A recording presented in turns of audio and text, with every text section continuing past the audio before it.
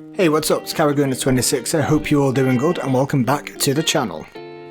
Okay, so in today's video what we're going to be doing is, as you can probably tell by the title and the thumbnail, we're going to be ranking every single weapon this time round in Apex Legends 4 Season 5. Again, just to reiterate, this is my opinion. So if, one of your favourite guns is a little bit further down the list, don't feel too hard done by. The crucial thing is if you're comfortable with the gun, and then it doesn't really matter where on anybody's list, not just mine, that gun falls. If you're comfortable with it and you can get the best out of that gun, then that's all that really matters. But just like the Legends video, we are going to be starting with D tier, working our way up towards S tier. I'm going to try and keep the explanations a little bit shorter, try and keep the video a little bit shorter really, otherwise with the amount of weapons, different variations, hop-ups and all that sort of thing, we could be here for ages going through all of these different weapons, so we're going to try and keep that down to a minimum. So we'll kick off with D tier. It's the two worst guns in the game. I think everybody knows what guns are going to be coming here. Of course it is the Mozambique and the P2020. These are guns that even when you drop you don't really want to pick them up. If they have the hop up though, it is a different story. If your opponent doesn't have the shields, if you've already got shields off them, and you do have the hammer point rounds on both either the Mozambique or the P2020, and then I'm inclined to say that they're more B tier in that scenario. But without the hop up, when opponents have got shields, they're just trash. No matter what weapon your opponent has, they will just laser you and you will lose that gunfight if you were trying to use a Mozambique and a P2020.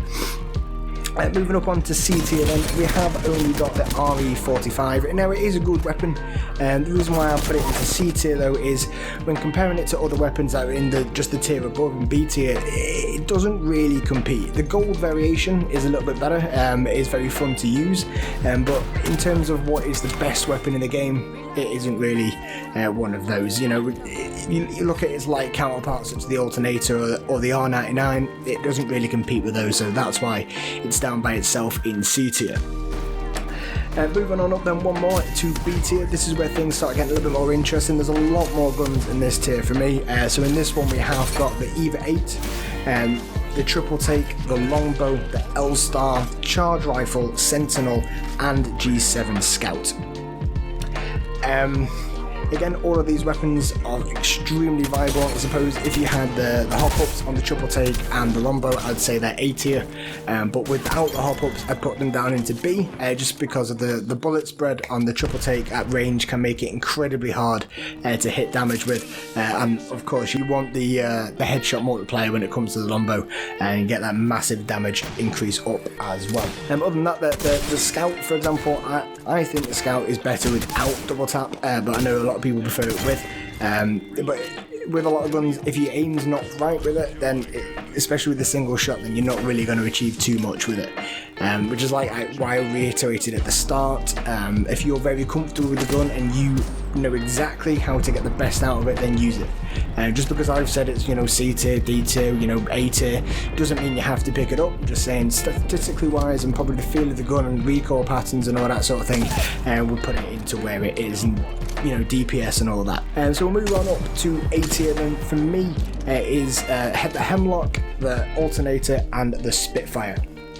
For me personally, I think the Hemlock is one of the most underrated weapons on the game. It bursts fire. I know most people do prefer it with the single fire, and with the single fire it is an absolute laser beam. You will shred people's shields, and the fire rate you can get on it doesn't have much recoil on it at all, and you can use it at longer ranges as well. Which is one of the reasons why I put the Scout into B tier, as personally I think with the single fire, medium to long range, I think the Hemlock does it that little bit better, and I wouldn't say the Hemlock is S tier, which is why I'm not saying the Scout is A tier. But then finally we will move up to S tier. Now straight away you can probably assume that the Devotion, the Peacekeeper and the Kraber are already there. They don't need any introductions, we know they're the best weapons in the game. Hence why they're only found in the care packages and you can't find them on the floor and in just normal loot boxes. Other than those three, we have of course got the R99, the Prowler, the Wingman, the R301, Mastiff, Flatline and Havoc. Now I've not used the Havoc since the recent patch that dropped on Tuesday, where it's supposed to have massively greatly increased the horizontal recoil in the first few shots. So I don't know how that's going to affect how viable the Havoc is.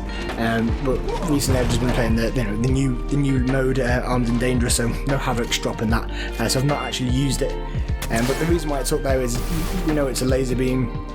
32 mag, obviously now it's gone down to 28, and very easy, just straight up horizontal recoil to control, which is why it's an S tier. But if that the nerf to it has done what it's supposed to do and brought it down a little bit, then who knows, it might not be an S tier, it might have dropped down to A tier. And for me, the Prowler with Select Fire is S tier, but I know some people would argue that the Prowler without Select Fire is better.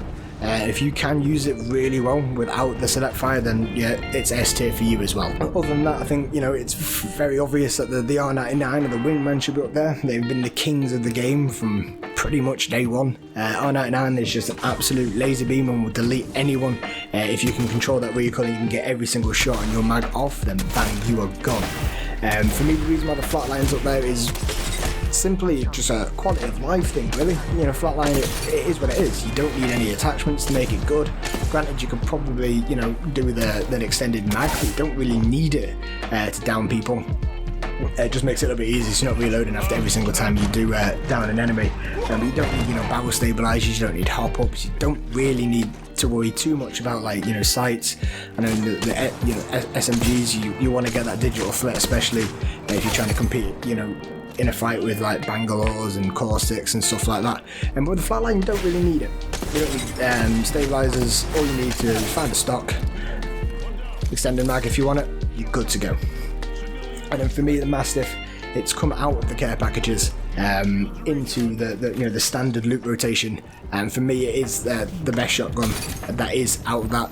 I know it's a debate. If you're more comfortable with an Evo 8, use an Evo 8. For me, the Mastiff is king, but I'm better with a Mastiff than I am with an Evo 8. So like I said, it is my opinion, but that does sum up my rankings of every weapon for Apex in Season 5. If you don't agree, let me know down below. I'd love to hear where you think certain weapons should be, that I haven't put them there.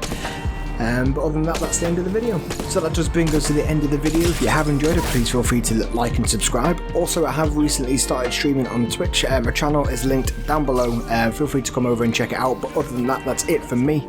I'll see you next time.